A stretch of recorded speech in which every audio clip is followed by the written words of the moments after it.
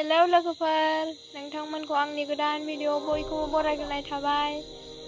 आं दा लक्ष्मी पुजा मेला बेरायनो थांनो नागिरदों आरोना, जोंनि गामि खाथियावनो जादों। स' बेखौनो आं नोंथांमोनजों शेयार खालामनो होननानै सानबाय।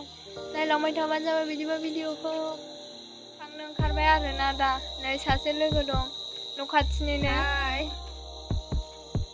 नोंथांमोनखौ जोबजासिम नायलांबाय थागोन होननानै आसा थाबाय। जों बिदिबा थांगासिनो सफैबाय